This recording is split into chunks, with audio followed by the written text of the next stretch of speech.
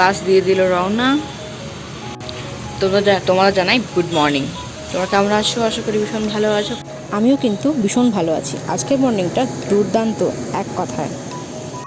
আজ সকালে good morning কে জানাতে এসছে দেখো আমার বাগানে নতুন গাছটার নতুন ফুল ফুটেছে দুটো। এই গাছটা একটা আলাদা গাছ, এই গাছটার আলাদা গাছ। এই গাছটা দেখো করিয়ে এসছে। অপরাজিতা গাছ হচ্ছে না, অপরাজিতা গাছ হচ্ছে না। দেখো কত বড় অপরাজিতা গাছ হয়েছে আমার।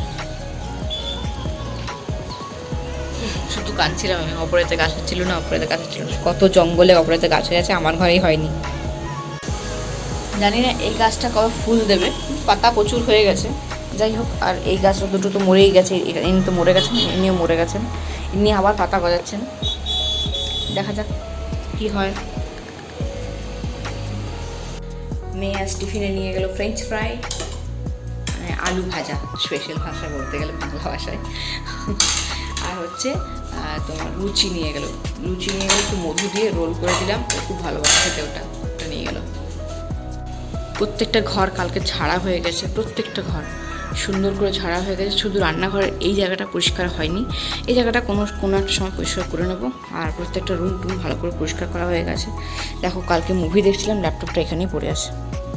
এই যে ল্যাপটপ এখানেই পড়েছে, এখানে বসে বসে মুভি দেখছিলাম, এখানে ল্যাপটপ পড়ে আছে। আর মেয়ে ঘরে বসে বসে ড্রয়িং ক্লাস করছিল, ওই জন্য আর কি। সবজিগুলো কাল ঢোকানো হয়নি, ঢোকাতে হবে এখনই।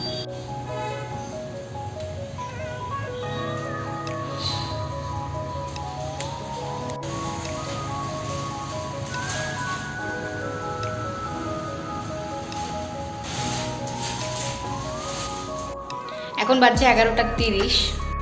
আমি যাচ্ছি এখন নিচে মেয়েকে আনতে। চলো, মেয়ের এখন ছুটি হয়ে গেছে 11টাতে। এখন ছুটি প্রতিদিন 11টার সময়তেই হবে। গুড ইভিনিং বন্ধুরা, তোমরা কেমন আছো? আশা করি ভীষণ ভালো আছো। আমি এখন একটা জিনিস বানাচ্ছিলাম, আর মেয়েকে টিউশন থেকে নিয়ে চলে এসেছিলাম। স্কুল থেকে আসলো, আমি ওই 11:40 নাগাদ স্কুল বাস থেকে নেমেছে মেয়ে। তারপরে ওকে স্নান টান করিয়ে ওর যেটুকু হোমওয়ার্ক বাকি ছিল সেটুকু হোমওয়ার্ক করিয়ে তারপরে কিন্তু রান্নার দিকে এসেছিলাম, কারণ রান্না কখন কমপ্লিট হয়নি। রান্নাটা কমপ্লিট করে মেয়েকে খাইয়ে দাইয়ে রেডি করে দিয়েছিলাম। হাজব্যান্ড এসেছিলো, তারপরে কিন্তু ওকে নিয়ে গেছে টিউশনে।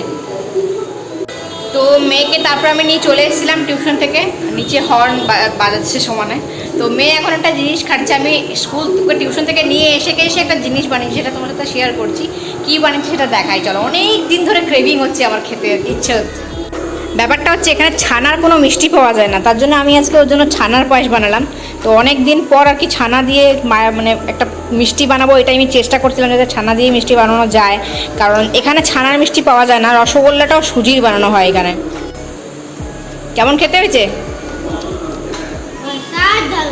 তাই। আর এই যে এটা এখানে বানানো রাখা আছে পুরোটা, এই যে কতখানি বানিয়েছে দেখো। দেখা যাক রাত্রেবেলায় কি দিয়ে হয় আর কি। তো রুটির আটাটা এখানে মেখে রেখেছি, রুটি দিয়ে আর কিছু হোক না হোক মিষ্টিটা দিয়ে অবশ্যই খাওয়া হবে। যাই হোক, হাজব্যান্ড মনে হয় চিকেন নিয়ে আসবে, চিকেন আনলে চিকেন আফগানি করব। তো আসার সময় এখানে ফ্রেশ ক্রিমের জন্য নিয়েই এসেছি, এই যে ফ্রেশ ক্রিম। চলো দেখা যাক। আর আসার সময় এটাও নিয়ে এসেছিলাম, কাশ্মীরি রেড চিলি পাউডার। ওর জন্য একটা স্টিক টাইপের নিয়ে এসেছিলাম কিছু একটা, মানে বলতে গেলে ওটা একটা চিপস টাইপের আর কি, রোল করা স্টিক। খেতে খুব সুন্দর। আর ওটা খাওয়া হয়ে গেছে ওর অনেকক্ষণ আগে। তো এখন এটা বসে বসে খাচ্ছে। এখন খেয়ে নে, একটু বসি, তারপর রুটিটা করে নেবো। কারণটা তোমরা সবাই জানো, কারণ বেশিক্ষণ দাঁড়িয়ে থাকলে আমার পায়ের মধ্যে ভীষণভাবে পেন হয়। আর এখন বাজছে টাইম কটা বাজছে? এখন বাজছে 7:20। চলো একটু রেস্ট নেব, তারপরে গিয়ে রুটি করতে যাব। কারণ রাতে যদি হাজব্যান্ড চিকেন আনে তাহলে চিকেন আফগানি করতে হবে, তাহলে সেটার জন্য আবার আমাকে প্রস্তুতি নিতে হবে, পাটাগুলো একটু রেস্ট নিতে হবে।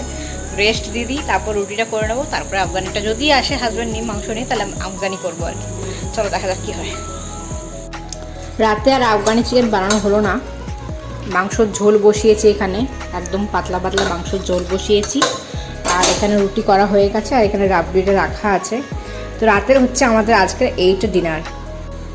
মেয়ে খেয়ে নিচে গেছে, আমি এখন খেয়ে নেবো। আমার খাওয়া হয়ে গেলে হাজব্যান্ডকে পাঠিয়ে দেবো, ওর খাবারটা বেড়ে দেবো। তাহলে একসাথে মোটামুটি 10টার মধ্যে সবাইকে খাওয়া দাওয়া কমপ্লিট হয়ে যাবে।